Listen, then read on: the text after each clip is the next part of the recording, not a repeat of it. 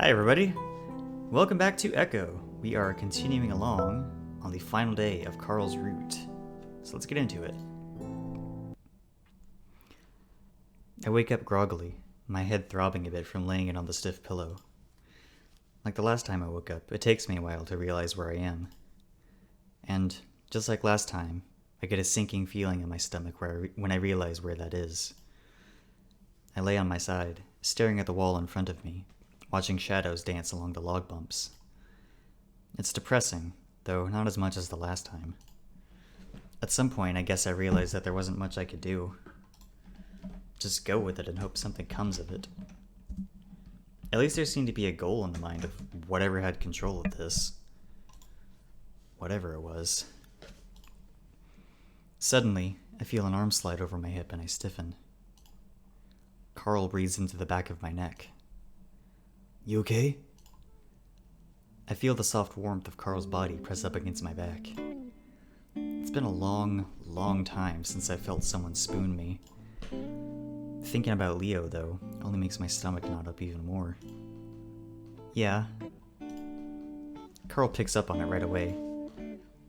His broad muzzle sneaks over my neck, and soon he's pressing his cheek against mine. I can feel him hesitating as he does it. His movement's kind of jerky and awkward. I almost laugh, but I have to remind myself that Carl probably hasn't done this before. At least not since high school. Definitely not with a guy, at least. The hand slides over my side, close to my crotch. He doesn't go lower, though, and keeps it pressed against my body. It feels nice, having someone close to me like this. Even though I've given up on trying to understand the situation, I'm still scared about what's happening. I can feel Carl's heart beating hard against my back, and I wonder if he's thinking about the same things. That's when I feel his very hard dick pressing against my ass. I almost laugh again. Here I am in a haunted ghost cabin and my childhood friend is grinding up on me. What a sentence. Carl feels me tense up and lifts his hand away from my stomach. "Sorry, is this not..." I roll over abruptly to face him. His green eyes immediately look away from mine, and I see red creeping underneath the thin fur of his ear. I decide to go with the same technique I used last night and slide up against his soft body before pressing my lips against his. That seems to break the ice, and he immediately responds, pressing his tongue against my lips before I open to let it in. Carl's surprisingly good at tongue kissing. Better than Leo was, anyway. It glides over my tongue before flaking against my teeth. I'm momentarily worried about how I haven't brushed for at least 2 days now, but Carl doesn't seem to mind. He hasn't either, after all. He wraps his hands around my back, sliding one under my body so that he can wrap me in a full embrace. The feeling of being enveloped in Carl's soft and strong warmth makes my heart skip a beat, and pretty soon I'm just as hard as he is. While his hands toy with my tail, I get to work running my own hands under his shirt, sliding them along his firm belly before pushing his shirt up. Carl tenses and giggles. "Oh fuck, that tickles!" I pause and smirk at him. "I barely touched you." I give his stomach a light prod and he curls up a bit more, grabbing my wrist. Dude, I think I'm just not used to being touched like..." I apply both hands this time, running them like spiders up his stomach and chest. "Dude, no!" He twists and writhes under my hands, desperately trying to stifle his giggles before finally snatching up my hands by the wrists. I'm reminded how strong he is when he easily rolls me to my back, straddling my hips as he pins my hands above my head. "You... asshole." Carl's breathing heavily, letting out a little giggle every now and then.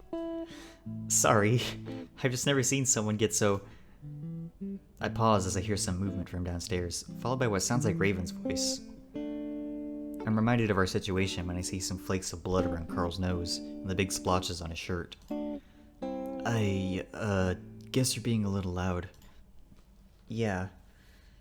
How's your nose?" Carl automatically raises a hand to touch his nose. Hurts a little bit, but I'm okay." "That's good." I lay there in silence for a few seconds, feeling like the moment is kind of ruined. I look again at the walls, remembering that we should be looking for something instead of messing around like this. What you looking at? Not sure. Hey, we should be finding something, right? Hmm?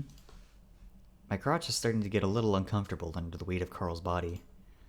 I mean, didn't that ghost, ancestor, whatever it was, tell you we needed to find stuff? Carl rubs his nose. Yeah, in the last place we were in, at least. I guess it would be the same for this place, right? Unless it was what we already burned up. Yeah. Carl sits there quietly, thinking. Well, I think I might try to look downstairs. You want to stay up here and look around? Yeah. I want to get the other two to start looking too. The threat of Jenna hangs heavy in the air, and the way we're both obviously avoiding it makes it all the heavier. What about your ankle? I flex it around, the twinge a lot less sharp now, though the stiffness feels even worse. I think I'm okay. Let me try it out. Okay. Carl sits there for a while longer, then seems to suddenly realize that he needs to get off so I can get up. He scrambles off awkwardly as I sit up and swing my legs over the side of the bed. Pressing my foot to the floor, the twinge that runs through my ankle is minuscule. Standing up, I'm able to put some pressure on it before it hurts too much. The problem is that I can't bend the joint at all, leaving me with an obvious and lumbering limp. I think I'm okay. Can I get you down the stairs at least? I warm to the concern in Carl's voice, though I don't really want him and Jenna anywhere near each other. Especially after what she might have heard just now. Nah, I want to test it out a bit more. I turn my head to look back at Carl and still see a worried look on his face. I'll call you if I need any help, okay? Carl purses his lips. All right. The trip down the stairs is ponderous and awkward. I'm probably loud, too, because when I reach the bottom I find both Raven and Jenna already staring at me. Hey. Hey. Jenna doesn't say anything, continuing to watch me. We stare at each other awkwardly for a bit before she finally moves her head to look down at my leg. How's your leg? Oh, it's alright. A bit stiff, though. I grasp at the opportunity to talk about anything other than what we're obviously avoiding. I think I should be able to walk normally, maybe in a few days. Hopefully in a few days we'll be out of here so you can do that. Yeah. Jenna is definitely not herself right now. Her eyes are vacant, dull, and...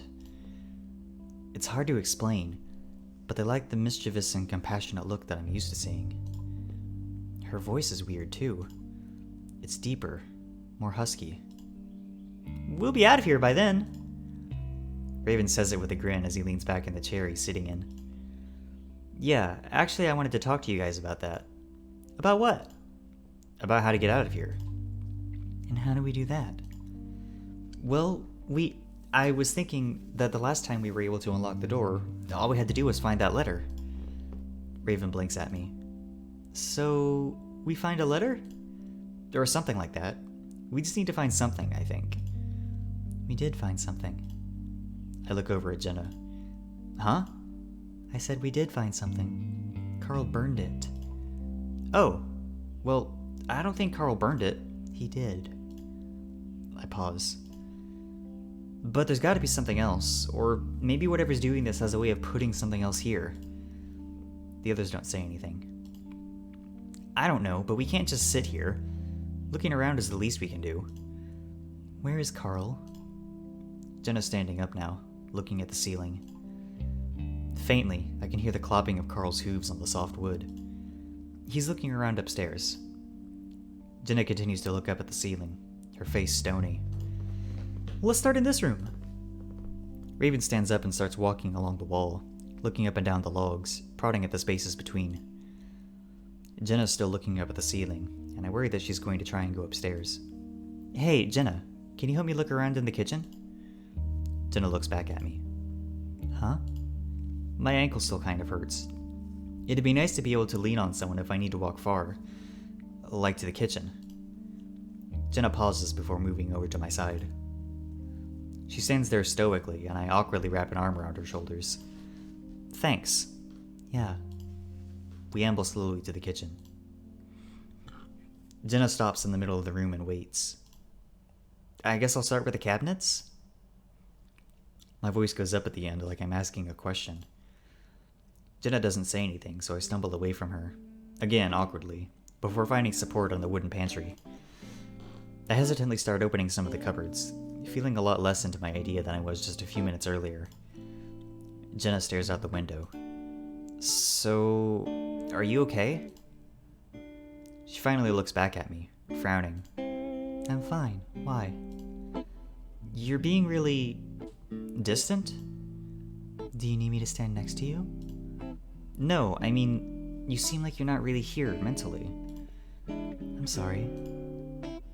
I opened another pantry door to a set of glass mugs. Is it something to do with Carl? I know that Jenna's going through something similar to what Carl is. I just have no idea what's doing it, or why. Something that wants this to go as unsmoothly as possible, clearly. I don't have a problem with Carl. I mean, what you did yesterday. I just have a problem with the way he acts. He could do a lot if he put his mind to it. It takes me a moment to realize that she's talking about what happened before all of this. So, you attacked him? What? No, that was something else. I turn around and finally see something familiar about Jenna. Some life in her eyes. Maybe all I have to do is talk about stuff before this whole warp to ghost dimension. I mean, he tries, he just has problems. Shouldn't a psychology major know that? Jenna looks away from me. I guess, but I'm not a therapist. So what? So I don't know. No, I mean, shouldn't anyone have sympathy? I'd have a little more sympathy if he'd actually try and get help. He has, but it's not that easy. Again, I don't feel like I should be explaining this to someone who has 4 years of psychology under her belt. I tried to get help, but I didn't feel better for years. Jenna doesn't say anything. Carl's problems didn't really start until his first year of college. I keep pulling open cupboards, my heart sinking a little more each time there's nothing inside. I mean, yeah, he had problems before, but it's only getting worse for him. Well, it doesn't matter what I think about Carl right now. We're trying to find our way out of here, and screwing around isn't going to help. Jenna says it in such a way that I feel like it was supposed to be pointed. There's little doubt now that she heard us messing around upstairs. I sigh and reach up to pull open the last cabinet. He's not who you think he is. It's so quiet and deep, I'm not sure that it's Jenna that said it. I turn around, but she's already on the other side of the room, standing next to the opposite set of pantries. Did you say something? She doesn't respond. I stare at her for another few seconds before slowly turning back around. The fur on the back of my neck prickles at the idea of turning my back on her. Why do these damn ghosts have to be so subtle and cryptic? If that's what it is, of course. Seemed like James had no trouble telling Carl about the whole clue-finding crap. Why couldn't they just tell him, or even Jenna, right now, instead of just creeping me out? The kitchen isn't very big, so I run out of things to search through pretty quickly. I skip the area around the window, though, not having forgotten what happened yesterday. Yesterday? I don't know how to keep track of time in this place. I look back over at Jenna, who's still in the same place, staring at the pantry. The thought that maybe I myself could be possessed momentarily passes through my mind. For some reason I doubt it, even though I'm not sure why. I don't really feel like I'm of interest to whatever it is that's doing this. Excuse me for a moment.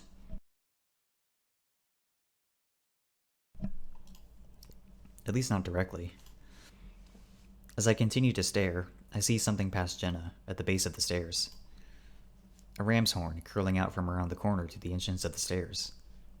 I stare for a moment. Hey, I'm gonna go upstairs. Jenna's head snaps back sharply to stare at me, and I swear I hear a neck crack. Just to see if you found anything. I'll be back.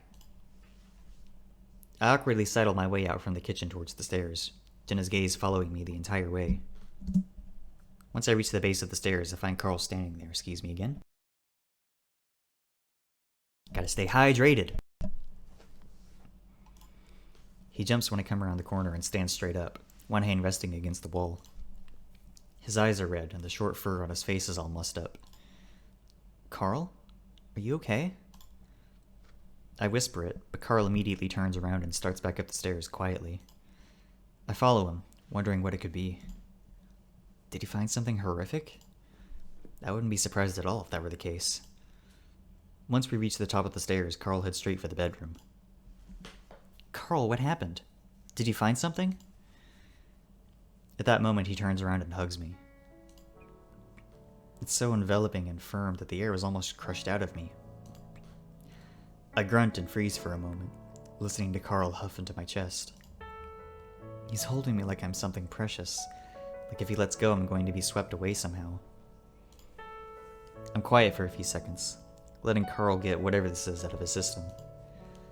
My arms are pinned down to my sides anyway, so it's not like I can respond physically. Hey, are you okay? It's a dumb question because none of us are okay. Carl finally lets go. He turns away from me right away to sit on the bed and put his face in his hands. My shirt is damp, and I look down and see 2 wet spots where his eyes had been. Tentatively, I sit down next to him at the foot of the bed and put my hand on his back. Hey, what happened? Carl sniffs loudly, wiping his eyes before putting his face back down in his hands.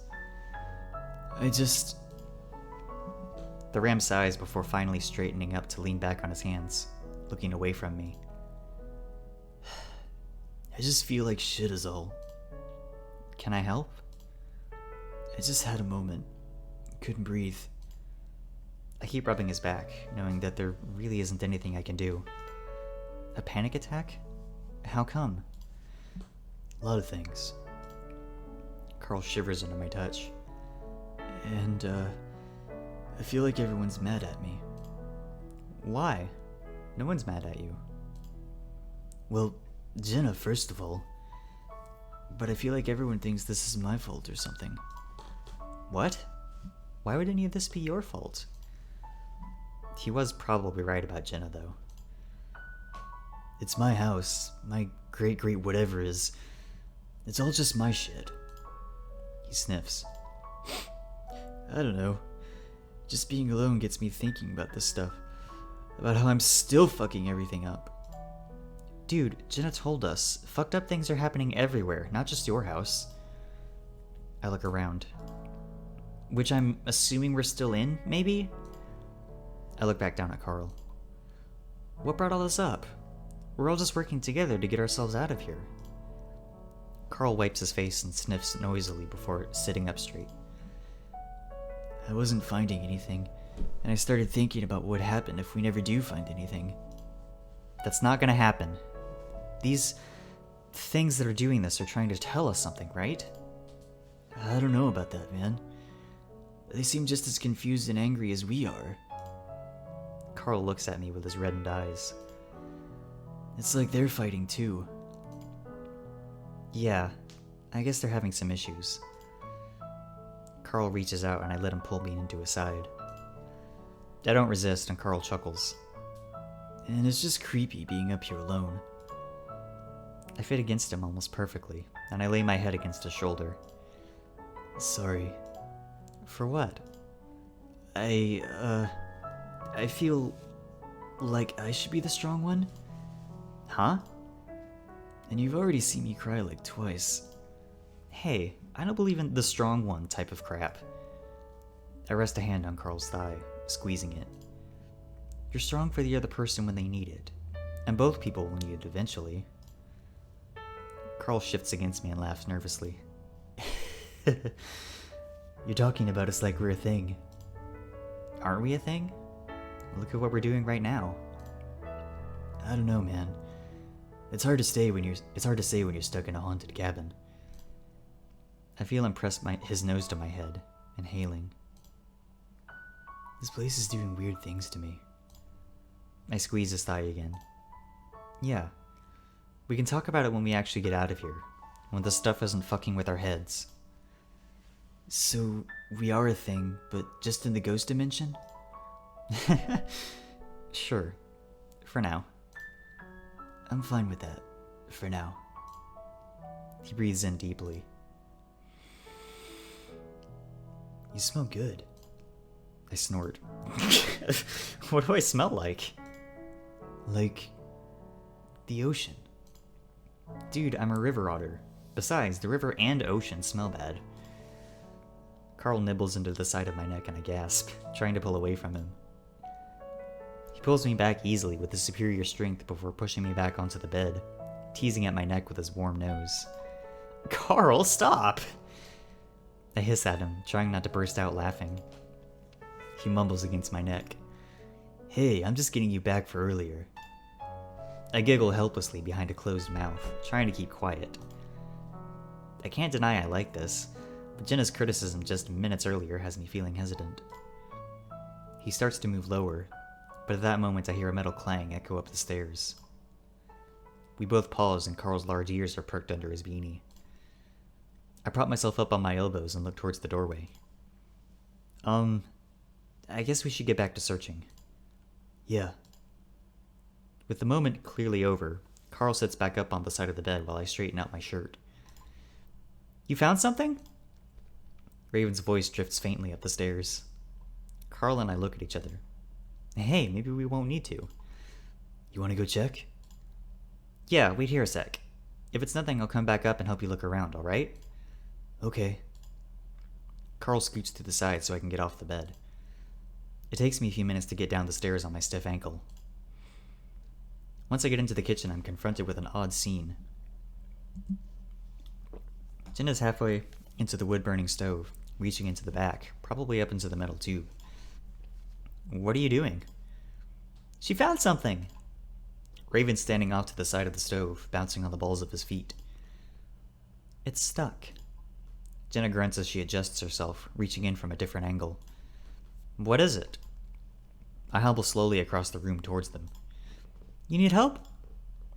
I realize he's talking to me, but I shake my head at the husky as I watch Jenna pull back and look into the opening of the stove. Goddamn thing shouldn't be that hard to get. Maybe I can help? But Jenna's already plunging her hand back in, head sticking just out the opening as she does. That seems to garner some success as she smirks. Ha! Got it. Then her whole body jerks as she's seemingly yanked into the opening. Raven yelps as Jenna grabs onto the side of the stove to keep from getting pulled in. Oh my gosh! Jenna? My voice rises in panic as I see her get yanked a second time. Raven automatically steps up next to her and grabs her arm. A third yank almost pulls him off his feet. I run over to help and wrap my arms around Jenna's waist to get a better grip. Another jolt and I'm able to feel the power of whatever has a hold on Jenna myself. What's happening? I hear a thudding and rustling at the stove, like something's turning over angrily and repeatedly. The image of some kind of caged animal passes through my mind and it sends chills up my spine. No, you fucking don't! I look up at the fox and I notice that she doesn't look scared at all. Instead, she looks pissed off, her lips drawn back in a snarl, teeth bared viciously. She's talking to whatever's in the stove. I feel the muscles in her body tensed up and writhing under my hands as she twists to get free. I look around her body at Raven. His face, in contrast, is a mask of horror. Raven! His wide eyes snap to mine. Get a grip around her body, and we'll pull at the same time! He briefly lets go of Jenna's arm to lean down on her other side and wrap his arms around her waist. Okay, on 3! 1, 2... Another yank and suddenly Jenna's upper half is pulled into the stove. I lose my balance and fall back on my butt, knocking my head against the metal stove. My eyes water and I let go with one hand, desperately rubbing at the back of my head while I loosely keep a grip on Jenna with the other. Chase! Raven's actually sliding into the fireplace himself at this point. I try to get my bearings and pull myself back up next to Jenna, but at that point something big and bulky comes barreling into the room. My vision clears just in time to see the big ram reach in for Jenna's body, practically pushing Raven aside. His horns clang loudly against the stove as he wraps his arm around Jenna's body and pulls back with all his 270 pounds behind it. The fox emerges slowly, both of her arms still stuck on the stove, a determined look still on her face. Carl lets go for half a second, lunging forward to grab both of Jenna's elbows. He yanks back again, letting out a strained grunt. As her wrists emerge from the stove, I get a glance at black tendrils wrapped around them before those tendrils suddenly disappear. Carl and Jenna are both launched back, Jenna getting a cushioned landing on top of the ram as Carl lets out a loud wheeze. I hobble over to them, Kneeling next to Carl as Jenna rolls off of him, eliciting another grunt. She sits up while Carl continues to lay there, his eyes wide. You guys okay? Carl waves a hand at me, rolling over onto his side as he gasps breathlessly. Jenna sits next to him, holding her hands up. I can already see some nasty swelling under the fur covering her wrists. I wince. Jenna, are you alright? I'm fine. She's not looking at her wrists, though. Instead, it's at an ash-smudged folded piece of paper in her hands. From the bits that aren't covered, I can see that the paper is yellowed and ancient-looking. Not at all like the clearly photocopied newspaper we'd seen earlier. Jenna looks down at it, standing up. I hear her groan next to me and turn back to Carl. Can't go a day without getting beat up. I rub his shoulder as I look down at him, smiling. Wow, that was kind of heroic. Carl grunts as he sits up. You think so? Yeah, all at the last second, too. Carl rubs his knees. Would have gotten here earlier if I hadn't tripped down the stairs like twice. He stares at the stove. What the hell was that? I look too, into the yawning black hole and shiver. I don't know. It was all black and smoky, like what we saw before. Think it'll come out of there? Raven suddenly steps in to lift up the stove door, twisting the handles to lock it. He yelps as he does it, jumping back as soon as the deed is done. I chuckle, then look back at Carl. Over his shoulder, Jenna walks into my field of vision. The paper is open in her hands, and she's holding it over the candle. All at once I realize what she's trying to do. I choke on whatever I'm about to say next and leap up awkwardly onto my injured ankle. Jenna! Luckily, Jenna's only about 5 feet away and I practically fall into her, pushing her away from the candle. We both fall against the bench under the window. Jenna's hand smacks against my nose, bringing tears to my eyes. I yelp as she pulls her fingers in, raking lines of fire down my nose with her claws. There's a pounding in my ears, and I distantly register that the drums have started up again. She twists out from under me and pulls away from the bench. When the fuck did she get this strong? I numbly keep my grip on her wrists and she spins, swinging me away from her. I lose my grip and stumble back, stepping wrong on my foot and rebending my ankle the exact same way I did last time. I yelp again, much more loudly this time as I crumple to the ground. Carl swears and jumps over me at Jenna. Wait! I try to grab him by the hoof that's passing over me, but I miss miserably. As I sit up, I hear an ungodly, bestial snarling, and I look up to see Carl wrestling and kicking and scratching Jenna to the ground. That is fucking it! He pins her there while she writhes under him, trying to scratch at his face. Stop it, guys! Raven is still standing off to the side, his paws on his head, pulling at his ears. I crawl over to their writhing bodies, one eye wincing shut as each movement sends a lightning bolt through my leg. I grab at Jenna's hands, forcing them down above her head. Jenna, stop! Jenna suddenly kicks one of her legs up between Carl's legs as he kneels her over her. Fuck! He crumples over on top of Jenna, lying on her legs as he tries to pin his thighs together. I look down into Jenna's face. Stop it! What the hell are you doing? Jenna snarls up at me, but it's softer this time. Her struggles die down a little, and after holding my gaze for about 10 seconds, she looks away. I relax my grip a bit, gasping as I try to rearrange my foot so there's not so much pressure on my ankle. I don't know. I pull the piece of paper out from her limp fingers and push away from her, waiting to see if she'll come after me again. She doesn't, instead just laying there with her hands above her head, staring at the ceiling. Raven, still with his fingers twisted around his ears, looks over at me. Yeah? Take Jenna upstairs. Take a nap or something. I think we need to be kept separate for now. As Raven hurries over to Jenna, Carl rolls off with a groan. Raven's easily able to coax Jenna up off the floor and they head upstairs, Jenna looking down at the floor all the while. I scoot over to Carl, holding my breath as each drag sends another spasm through my leg. He's on his side, hands between his legs as he squints at the wall. Once he notices me, he looks at my ankle. Fuck, are you okay, man? No, I don't think so. I stepped on a wrong again. God damn it. What the fuck is your problem? It's okay. You're just gonna have to carry me again. Carl chuckles before letting out another, softer groan. What did I say about getting beat up all the time? Are you okay? No, she kicked me in the fucking balls. I sit quietly for a moment, the pain in my ankle fading into a more cold, electric sting rather than molten lava. What the hell is going on? Why would she try to burn it? Carl is quiet for a moment, then he looks up at me again. You know, right? What? I could be wrong since nothing makes sense here. What? You know this probably has something to do with James and John. I rubbed the back of my head again, feeling a bump swelling up already. Didn't we already figure that's what's going on? I mean with Jenna. You know how James was sort of talking to me? Yeah, like he told you what to find. Yeah, but I think something is talking to Jenna too. John? Maybe. To make you guys fight? Weren't they lovers? Would there be a reason for John wanting this paper not to be read? Carl doesn't say anything, choosing to roll onto his back and lay his hands out to either side of him. I look down at the paper in my hand. Well, should I read this now or wait for the others? Might as well do it now. She might try something again. Alright, I'm gonna read it out loud then. Carl waves a hand in the air, indicating that I should go ahead. I scoot back against the wall so that I can stretch my leg out, then start reading. My dearest John, I've been hearing terrible things lately. They say that you've been accusing me of the most egregious monstrosities.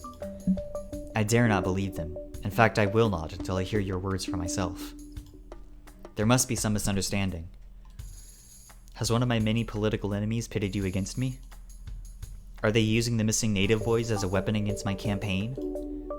I would not think that to be below them, but what concerns me most is you. Please, visit me at my mansion. We must speak on this. I very much look forward to your company and believe that we can soon set this straight. Yours forever, James. I look up at Carl. He looks back at me. So, what do you think that means?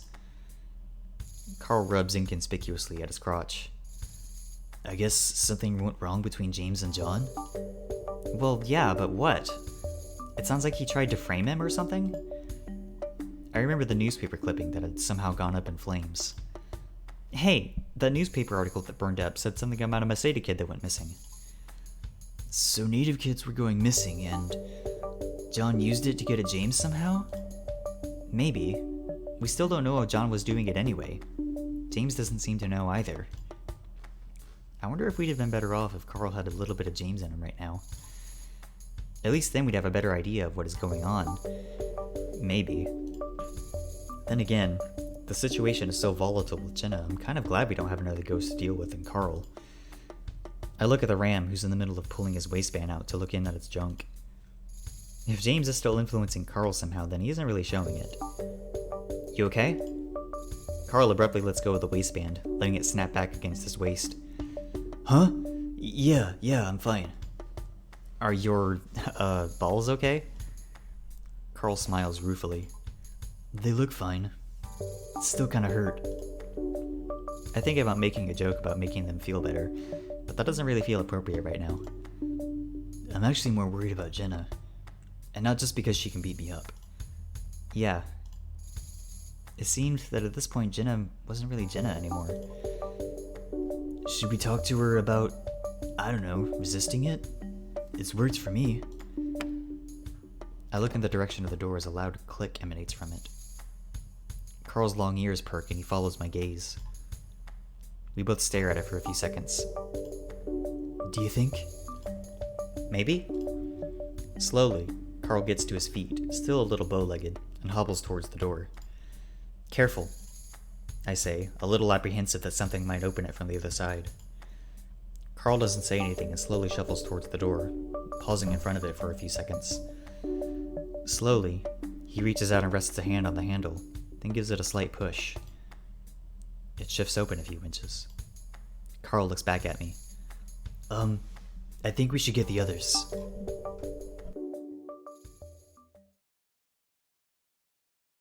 We all stand around the door, Carl to my right and Raven to my left. Raven and I making sure there's maximum distance between Jenna and Carl. The door is still shifted open a few inches, and the vertical black void it reveals is a little ominous. So we just go through? I don't know, man. That's what we did last time, right? Yeah. I feel like the real question is if we really want to go through the door in the first place. Is it just going to lead to another terrible place where terrible things happen? I feel a void similar to the one I'm looking at open up in my chest. The thought of being trapped in a loop, going through door after door that leads to nothing but horror. Already, this place is having an effect on Jenna that seems to be getting worse with each passing hour. How much longer can she keep it together? What did the letter say? I tense up.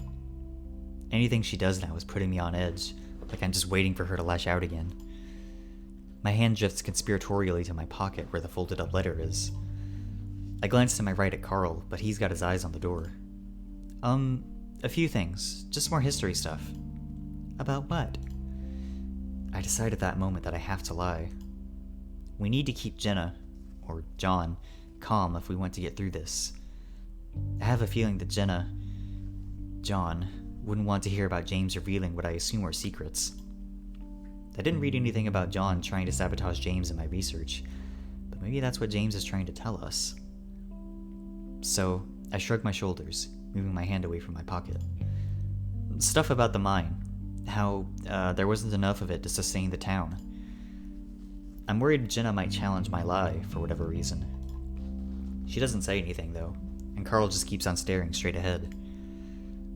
Raven suddenly claps his hands together, making Carl and I jump. So, should we open it? Raven reaches out. Wait! The husky pauses and looks back at me expectantly, his black ears tipped forward. Should we do this? I mean, it's probably just gonna lead to another place where you have to find another thing. Yeah? So maybe we shouldn't keep going? I stumble over my words, trying to piece together my feelings and put them into sentences as I go. I just think that they're not really on our side, you know? I make an effort not to look at Jenna. So if they're not, why are we doing what they want us to do? I realize I'm shaking now, and I make an effort to make my hands still. That's when I feel something big and warm slide into my right hand, and I glance down to find Carl holding it. He gives me a quick look and a small smile before returning his attention back to the door. What else should we do? Raven's tone isn't accusatory, but it is genuinely curious. I don't have a very good answer. Well, maybe we can find a way back somehow. Maybe we're still in Carl's house right now. Carl's house. That place seems like it's thousands of miles and years away at this point. Maybe we can, wake ourselves up somehow. Raven doesn't respond, and neither does anyone else. I realize how stupid I must sound. Sorry, I just feel like we're taking things too fast right now. Carl gives my hand another squeeze. Hey, dude, we're all a little scared. We can talk about things. Carl looks past me at Raven and Jenna. No rush. I'm actually starting to feel the same way. I feel my cheeks burn at the way I'm holding everyone back because I'm scared. So, when I had that guy in my head, I sort of felt like he was taking us somewhere. Carl runs the hand not holding mine up one of his horns, scratching at it. Like an endpoint, you know? Raven fidgets with one of his ears. Like a good endpoint? Yeah, man, I think so. That didn't sound very convincing. You can stay here if you want, Otter. It takes me a second to realize she's talking to me. Is she really that far gone? I just hope that if we reach the end of this, we can get her back somehow. Whoa, Jenna, that's crazy. I cough to clear my throat. No, I'll go. I just wanted to think about it for a second. Have you thought about it then? Yeah. I look at Carl, but he only offers me a shrug and a comforting rub on the shoulder. Well, if that's all, then let's go. Jenna steps forward to grab the door handle, and I bite my tongue to keep from saying we should wait again. The door swings open to reveal blackness, just like the last time. Unlike the last time, though, there's a spot of flickering light in the distance. The fire. Everything's quiet right now, no drumbeat, but the darkness is unnatural. It's inky and thick, like it's alive. I get the unnerving feeling that it's trying to eat the light from the fire. Maybe towards the fire, Jenna suddenly steps forward and, just like that, she's swallowed by the darkness. Jenna, wait! She ignores me. Carl gives his shoulders another shrug. Well, if she is being, persuaded, I guess she probably knows where she's going. I see her form pass in front of the firelight a few times. Then she's gone. Alright, here we go. Despite his nervousness, Raven still sounds cheerful about stepping into oblivion. You ready, dude? I look over at Carl and he's gazing back at me warmly, an encouraging smile on his face. Dude, I'm reaching my limits too. If we have to do another place like this... His ears droop, looking almost defeated. I nod, swallowing as quietly as I can. He pulls me into his side by my hand and wraps my arm around his shoulder. Just stay close, okay? Yeah. I step forward with him and immediately we're immersed in blackness. Not only do things go dark visually, but the change is physical too. I don't know if it's all in my head, but I feel heavier, like the darkness is pushing down on my shoulders. It's colder too, to the point where I can feel the heat radiating off Carl's body when I brush up against him. Doing okay, man? Yeah. You? Yeah, I'm good. The going is slow, and not just because of my injured, probably broken, ankle. The ground is uneven and rocky, like we're outside walking in the desert. Which I realize is exactly what we're doing when we walk straight into what feels like sagebrush. Carl thrashes around with the hand not holding onto me, and God, let me just try that again, Jesus. Carl thrashes around with the hand not holding onto me, and we're able to sort of stumble around it. Where the hell are we? I mutter as I stub my toe painfully on a rock. Outside? Yeah, but where outside? The desert, right? So do you think they were still in Echo? Carl's quiet for a moment. Maybe, but not really. I mean, I don't think we can just walk to our houses. I wonder if maybe all the others, TJ, Leo, and Flynn, are out here too, in the darkness. I want to call out, but I'm too nervous that that's going to attract something to us. I still remember the black figure dancing around the fire we're walking towards at this very moment. We're close enough now that I'm starting to be able to make out Carl in the darkness. I look back at the house to see how far we've gone. All that I can make out now are two rectangles of light. One for the door we came out of and one for the kitchen window. In the latter, a dark figure stands, framed by the faint light inside. I squint, not really sure what I'm seeing. Then it moves, disappearing from the window. I stop walking and Carl stops with me, looking back over his shoulder. What? I don't... Did one of the others go back? The black figure appears again, this time in the doorway of the house. I don't even have time to react to that before it steps forward and the door swings shut with a distant snap. Oppressive blackness takes its place. I grab onto Carl more tightly. What the hell? My mind flashes back to the black thing I'd seen crawling out of the wardrobe. Come on. I nudge into Carl's side, trying to get him to hurry along while resisting the urge to try and run on my twisted ankle. I'm realizing that it might come to that. Raven! Jenna! I call out into the darkness ahead of us, wanting to warn them. Over our ragged breathing, though, there's dead silence all around us. Except for a drum beat.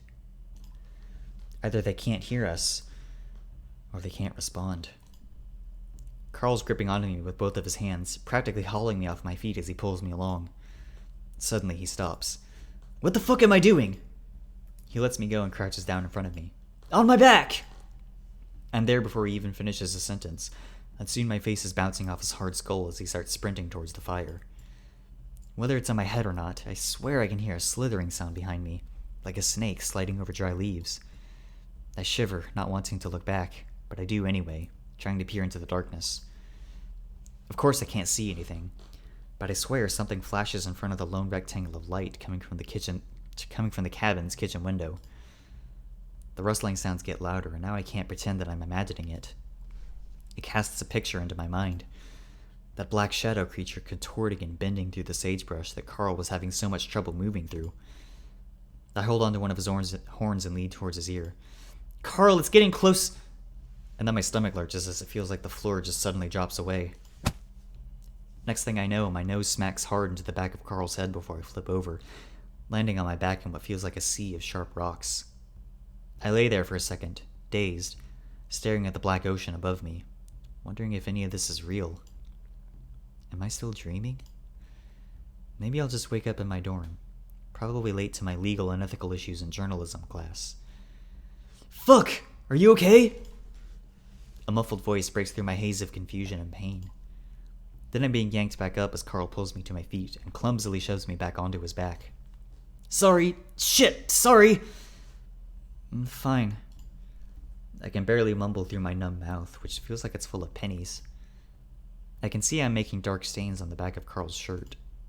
It feels like my face is caved in. I wonder if my nose is broken, but the fear of the pursuit is returning, and I quickly clutch at Carl's horns before he resumes his sprint. He finally comes to a stumbling halt in front of the massive bonfire, which had looked so small from the cabin. We both stare up at it, the heat almost unbearable. The whispers behind me reach a crescendo, the hissing just over my shoulder. What are we supposed to do?" My voice raises in pitch as I look back behind us, the black shape now discernible in the firelight as it slithers around the rocks and sagebrush.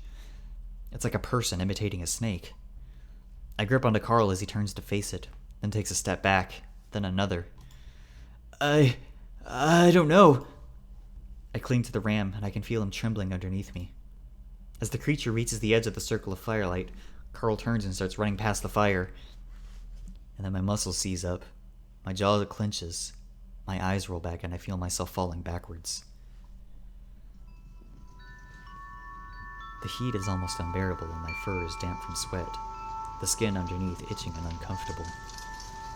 I can feel the sun on my face, the brightness turning the insides of my eyelids a dazzling red. I don't want to open them, though. No, I just want to sleep. I almost do fall asleep, but a distant chorus of shouts and screams jolts me back awake. Now I do try to open my eyes, but I can't. It's like they're glued shut. I'll reach up to paw at them, but my arms won't lift. I must be dreaming, stuck in a paralysis. So I lay there, listening to the shouting and screaming, imagining an angry mob. After what seems like hours, the voices fade and the red turns deeper, darker, blood-like, as if the sun is setting.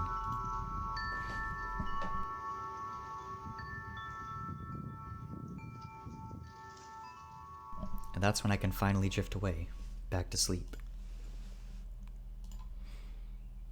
A soft, choking moan brings me back to the surface. I'm still hot and sweaty, but the blazing sun isn't shining in my face anymore. I wiggle my fingers and shift my arms a bit, feeling them glide over fabric. At least I'm not paralyzed anymore. Another moan, followed by a coughing sound, forces me to open my eyes, realizing it's not part of a dream. I stare up at the ceiling, a textured beige ceiling. I'm back in the room where I'd slept. How long ago? A day? A few days? It doesn't matter because everything comes back to me at once. I feel like a lead weight has just dropped onto my chest, knocking the wind out of me. Fuck, is this not over? Now I'm starting to become convinced that this is never going to end. We're stuck in a loop, just like in my dreams. Another moan, slightly weaker, makes me sit up and look around the room. I'm alone as far as I can tell. Where are the others? Am I actually alone? I can't stop a soft whimper coming from my mouth at the thought of being separated from the others. I was barely keeping it together with Carl, but without him. A loud cough through the wall behind me makes me jump again. I quickly slide off the bed, and immediately cringe as my weight comes to rest on my swollen ankle. I sag against the bed for a moment, squinting my eyes shut as I wonder why my ankle is only getting stiffer. Maybe the fall Carl had taken made it even worse. The thought that those moans could be coming from Carl spurs me to straighten up and carefully hop towards the door. I have to stifle a short yelp with every bounce, and by the time I reach the doorframe, I have to lean against it to catch my breath. My hands shake as I rub my eyes, the pain making me wonder if I'll ever be able to walk without a limp again. Another groan from the room next to me forces me to move again. In the hallway now, I'm able to make out the sounds a bit better and realize that has a feminine quality to it. Jenna? My voice comes out in a crackly squeak and I grunt to clear my throat. Jenna? I try again and wait, but I get no response in return. I force myself to step into the hallway, clinging to the wall for support. When I look down the hall to the door next to mine, I find something very familiar. A damaged wooden door, the middle bulging and splintered out, as if something had hit it from the other side. Memories of a bad smell, a dark concrete room, and a noose. I hold tighter to the doorframe, feeling my knees tremble, both from the pain and the fear. I look behind me, hoping to see Carl, maybe even Raven. A shuffling sound followed by another cough and gurgle draws my eyes back to the door. If it's Jenna, I have to act now. I steady myself against the wall as I hop slowly to the door, eyes watering with the pain now. Reaching out with a shaking hand, I start to slowly push at the door. I'm hoping that I might be able to crack it open just a little bit and not draw the attention of whatever is inside. The door only shifts a little, though, and seems to catch on the ground underneath it. It lets out a rough scratching sound that makes my fur raise up. Gritting my teeth, I forego the stealthy approach and give it a hard shove. This time it opens halfway and I'm able to see into the room. Just like last time, there's no light coming from within the room itself. Instead, I have to rely on the dim yellow light coming from the hallway. It casts a widening band of light into the concrete room as the door opens. The smell hits me like a wave and I immediately gag, doubling over and pressing a hand to my nose before pulling up the neck of my shirt over my nose. Sure, I smell like BO from the 2 days of running in fear, but it's better than the sweet smell of rotting meat that's enveloping me. Still shaking, I peer into the room while I lean against the door, but I'm only able to see the cracked concrete floor and walls. The grunting, choking sounds reach a peak now, and it's coming from beyond the band of light. It's an inky blackness that isn't all that different from what Carl and I had run through. Hello? No response. It sounds like the grunting has stopped too. Shit, I have to do something now. I think about just kicking the door open and jumping back, but then I remember that's really nothing I can do with my feet right now. Taking a deep breath, I set both hands against the door. I steel myself for whatever I'm about to see, then shove the door as hard as I can. The door swings in suddenly, scraping horribly against the floor the entire way. I yelp at the suddenness of it all, the tension all exploding out of me at once as I jump back in fear. The band of light widens, sweeping over the entirety of the concrete room before the door finally lodges against the wall with a snapping sound. I almost lose my balance, arms swinging around cartoonishly as I try to hop on one foot. At the same time, I'm fearfully eyeing the opening, terrified of what I'm about to see. And what I do see is definitely terrifying. It's Jenna in the middle of the room. She's hanging from the noose, her muzzle tilted up so I'm able to clearly see the rope digging into the fur around her neck, painfully tight. Her toes are barely touching the floor, but it doesn't even look like she's trying to keep herself up. It looks like she's unconscious. Jenna! There's no response and I find myself leaping in her direction. I forget about my ankle until all of my weight comes down on it twice in my mad dash, and I literally scream as it happens. There isn't any time to worry about it though, as I grab at Jenna, unsure of what to do. First I try to wrap my arms around her and lift her up, screaming again as I set my weight down on my foot. She doesn't respond to any of this and just hangs limp in my arms, which terrifies me even more. I reach up and pluck uselessly at the hangman's knot that I immediately know isn't going to budge no matter how hard I pull. Carl! Carl, help! I feel myself starting to panic. Desperately, I look around, trying to find something, anything I might be able to use to cut at the rope. Jenna? I call up at her. I can't see her eyes from this angle, but I can't feel any movement in her. I try to press my ear against her chest, but I'm not sure if I'm doing it in the right spot. I try to quiet my breathing and actually listen, but I still can't hear anything. Shit! Shit! Carl! I feel myself start to hyperventilate and try again to slow my breathing.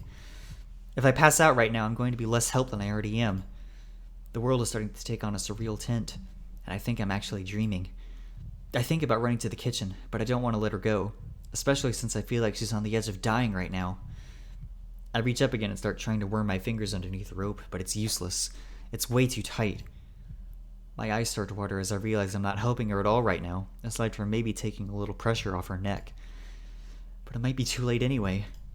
Help! I'm suddenly hyper aware of the screaming pain in my ankle, and I feel it giving out. So are my arms, burning with the strain of trying to hold Jenna up. I press my face against her chest, feeling myself start to give up. On everything. And then suddenly the weight disappears and I feel Jenna lift up several inches into the air. I look up and see Carl next to me, his big arms easily able to keep the fox off the ground. Not only that, but he's got a knife in one hand. I recognize it as the same knife Carl had used earlier in the hallway. Carl!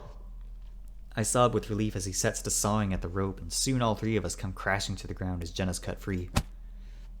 We lay there in a heaving heap. The only sound is our gasps as we all try to catch our breath, Jenna being the loudest. After a while, I sit up and look over at her.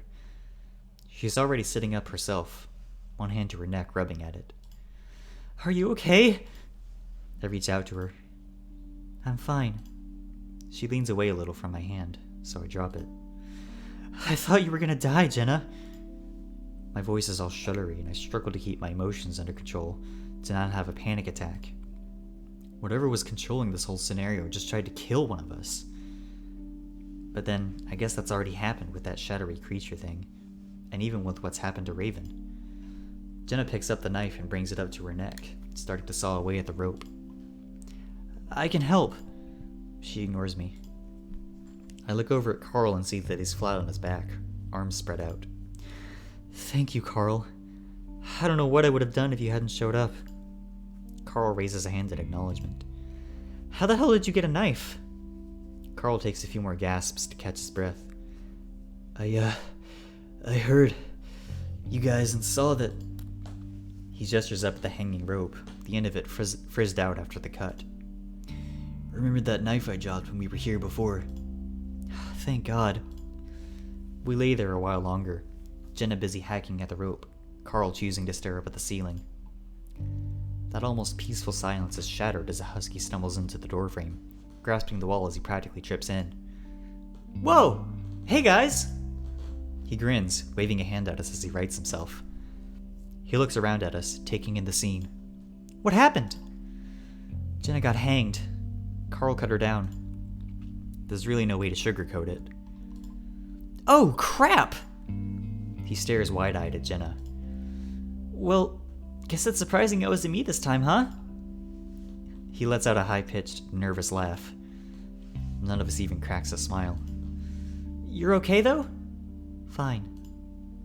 Raven looks around the room. Well, it looks like we're still here. Carl lets out a big, shuddery breath. I don't know if I can do this anymore. What do you mean? We're stuck. I don't know what else we're supposed to do. Just keep looking around. We're finding stuff, right? And then what? Get sucked into another fucked up place where we chased around and almost killed? He waves his hand in Jenna's direction. Look what just happened! It wants us dead! Carl... I trail off. What? I try to think of something to say. Anything that might convince the ram to keep going. Just a while ago, minutes, hours, days, I was having the same doubts. But for some reason, Carl's sudden demeanor of defeat has me more motivated. Because if Carl gives up, what else is there to keep me going? There's a soft snap and I look over to see that Jenna's pulled the rope from her throat. How's your neck? Jenna rubs it. Fine. Her voice has an air of complete disinterest despite the situation. She seems distracted, too, her eyes flicking around at the ceiling, like she's expecting something to happen up there. I look up too, but all I see is concrete that's spiderwebbed with cracks. The rope, I notice, is hanging from nothing. It sort of just grows out of the ceiling. Carl lets out another sigh next to me. Wish I had a joint. I feel a small flicker of annoyance. And how will that help anything? Carl's quiet for a moment, clearly sensing the change in my mood. I immediately regret it, but I don't have the energy to take it back.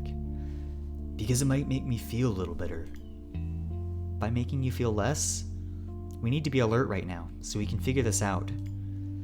I bring my tone back down to normal, realizing how unfair it would be if I get mad at Carl right now. I don't know if we can, though. Carl's lips tug down in a frown, and it looks like he's trying to keep himself from crying. Before I can say anything to comfort him, Jenna speaks up. You will. Her voice is dark, firm, and completely unlike the way Jenna has ever spoken before. We both look at her and she sits there, legs crossed, staring hard at us. Well, at me. Carl sits up. Jenna. Jenna doesn't look at him. Instead, she keeps looking at me. John? Now she does look at Carl, and it's out of instinct, her eyes darting to him before looking back at me. I recognize it as that almost unstoppable urge to look the way you hear your name being called. Yeah, we'd suspected, and Jenna had been acting weird, but to think that she was that consumed by him. Carl glances at me meaningfully. Excuse me? We haven't asked her directly about it yet, so I guess now's the time. Hey, Jenna. Are you feeling okay? I'm feeling fine. It's just that you haven't seemed like yourself for a while now. What do you mean? I look over at Carl as he shifts himself around on the floor. Listen, when we first got here, and even a little before then, I was feeling weird. Carl pauses as he seems to be searching for the right words. Sort of like something else had become a part of me. Jenna narrows her eyes at Carl, but doesn't say anything. There was another voice in my head, almost. And after a while I knew it was that guy, James, in my head. Sounds like you're going crazy. Carl frowns. Maybe, but he was making me act different, feel different. And it was kind of fucked up, to be honest. Weird. Yeah, weird. But it was easy to get him out of my head. Carl points at his horns. And now he's not there anymore. Jenna keeps that stern look on her face, frowning at Carl. What are you trying to say? Well, do you know a guy named John? John Begay? Not really.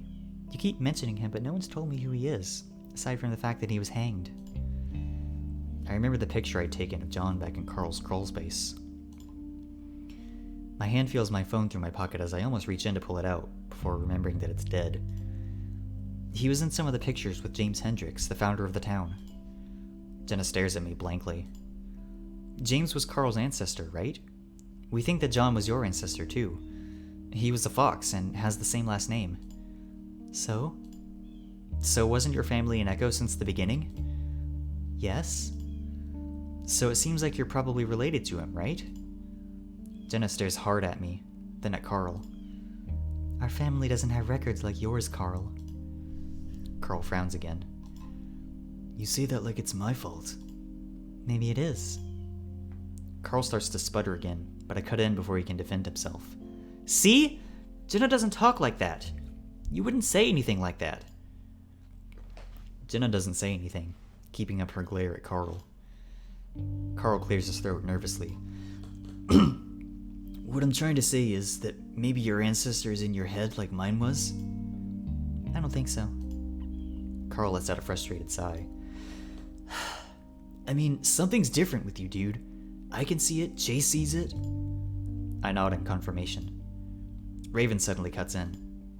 I mean, I don't know you all that well, but if we're going by how a normal person acts, you're not acting very normal. We're not in a normal situation like that, are we? Carl shakes his head. I know you can resist it like I did, Jenna. You've always had a really strong mind, way stronger than mine. Carl swallows. So it shouldn't be a problem for you to stop it like I did. Jenna shrugs. Nothing's wrong with me, Carl. We all go quiet then. Besides, isn't this about clearing James's name or whatever? Why are we talking about John? Jenna stares at Carl, eyes moving across his face like she's searching for something. Carl stares hard right back at her. Unless you don't want to fight it? Jenna's expression remains emotionless. I mean, are you letting him? I don't know, Carl. Are you letting him control you? No, I already told you I fought him out. How do we know that's true? Carl throws his hands up. Dude, why would I lie? Carl looks at me for some help. Yeah, Carl's way different than he was earlier. He's himself now. But how do you know that? I don't know what else to say to Jenna to convince her. Of course I can't be completely sure. The only person that can know is Carl. He says he isn't possessed anymore, and I trust him on that. I think that's supposed to be Chase's text box. Jenna, he isn't. I promise. You think James kept his promises? Carl and I share a look. Jenna, what do you mean by that? A strange look crosses Jenna's face, breaking out of the stoic detachment she's been portraying for the last however long it's been. It's confused, but it's also like she wants to say something with her mouth open. Jenna? She seems to be frozen like that for a moment before she seems to finally give up, shaking her head. I don't know. She glares at Carl. He blanches defensively. What? You keep acting like this is my fault. Maybe it is. This time Raven cuts in before Carl can say anything. Is James stopping John from saying something? I watch Jenna closely, and that's when she finally looks away. I don't know. Jenna, are John and James upset with one another? Jenna shrugs, not looking at me. Carl lets out a sigh of frustration. Jenna, we need to figure this out. Listen, I don't know much about these guys, but it sounds like James and John are trying to tell us something. Raven looks back and forth between Carl and Jenna, and trying to stop the other one from telling us something. I rub my face with my hands, feeling frustrated, just wishing these two assholes could tell us what it is they want to say. So they're trying to tell us something about the past, and they both don't want us to know what the other knows? Maybe that's what we're supposed to figure out? So it's not as simple as just clearing James's name. John has something to say too, and he sure as hell wants us to hear it. I close my eyes. We're stuck in the middle of a possessed ghost fight with each of them trying to tell us their version of a story? The whole thing seems ridiculous, insane, but I really don't have anything else to go off of. Did you find some... Excuse me, let me try that again. Did you find anything out about them in the crawl space? I try to think back. Like I said, they both got convicted of sodomy. John was hanged, and James left to start his ice cream business. So why wasn't James hanged too? His influence in the town, probably? Well, I can see how that might cause problems between the two of them. I look over at Carl, who's still looking at Jenna. Jenna's picking at the rope in her lap. Hey, did James tell you anything while you were under his influence? Like, did he say anything? Carl rubs his chin. Not really. It's weird. I just sort of felt different.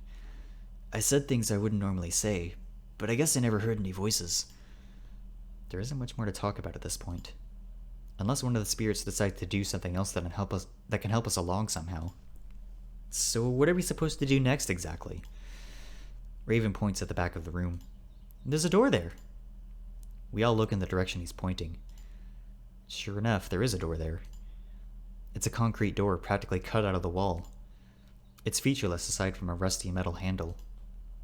What? Was that there before? I think I would have seen it the first time I looked in.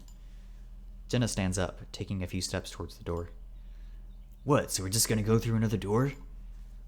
Carl's laying back down on the floor on his back, staring up at the ceiling again. I can understand where he's coming from. Another door to possibly another nightmare. But his sudden reluctance is making it easier for me to find the strength to keep going. I reach out, resting a hand on his. Carl, this might be the last one. It might be the way out. Carl snorts. Seriously, dude, you think they're just gonna let us go? We've accomplished nothing. We can leave you here if you'd prefer. I glare at Jenna, but she's not even looking at me, instead staring at the concrete door. Carl, we have to keep moving. If we go through another door, we're at least going somewhere. Yeah, and besides, the bad stuff has only happened to me and Jenna, so you guys probably have nothing to worry about. We can't stay here forever. I gently stroke the back of Carl's furry hand. He laughs again. Maybe we could. Just keep pulling grilled cheese sandwiches out of the cupboard. Carl props himself up on his elbows. Who knows? Maybe I can get some weed out of there. Carl looks back out into the hallway, apparently seriously considering that. Come on, man. We're all going in together. I reach out both my hands to him expectantly, since I can't get up on my own. Carl stares at them contemplatively for a moment, then finally gets to his feet while pulling me up onto his back with a loud grunt. All right, man. But if this freaky, spooky ghost dimension goes on for another fucking door, I'm gonna pull a joint from the magic cupboard. Of course. Jenna's already standing in front of the door. Man, I don't want to pass out again. We just did that. I look back towards the hallway. You know, maybe we should check the rest. Jenna reaches forward to grab up the metal handle, and before any of us can say anything more, she yanks it open. A trail leads through the desert landscape, and cacti and boulders obscure my view on either side.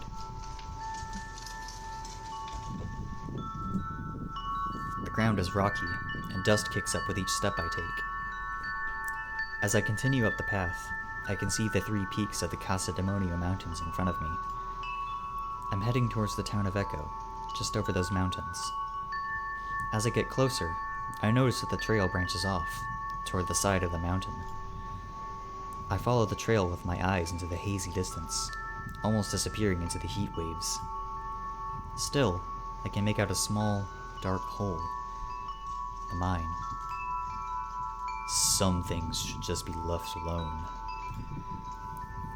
Dust swirls silently at the mouth of the mine, almost sparkling in the bright noon light.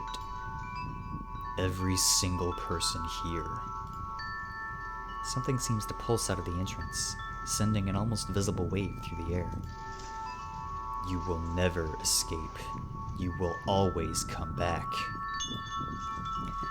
Red seeps from the hole, running up the side of the mountain in a wave, turning rock and dust the color of blood.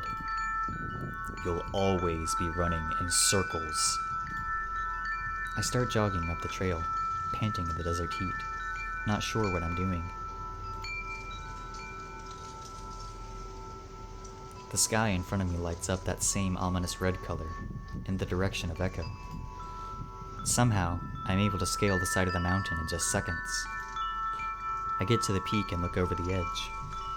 I see the town, but it's not the town I remember, at least not all of it. Lake Emma is in the distance to the left. The motel and supermarket are to the right. But the ruins by the lake aren't just old foundation remnants anymore. They're fully standing now, with their log walls and roofs. Several dozen more houses run up the side of the lake, standing in stark contrast to the more modern buildings further away, toward Main Street. There are even a few buildings that I don't recognize. And there, just below me, is Carl's house. But it's different. The mansion is bigger. The walls are a lighter color. It looks older. Somehow, I'm already there, like I just teleported straight down to stand on the road in front of Carl's house. I stare down the slope toward the town, and there, next to the road, is a wooden platform built out under a tree. There's a rope hanging from the tree, a noose. I look back down at the town, at all the different buildings. But no matter which structure I'm looking at, one thing's the same. They're all lit up blood red.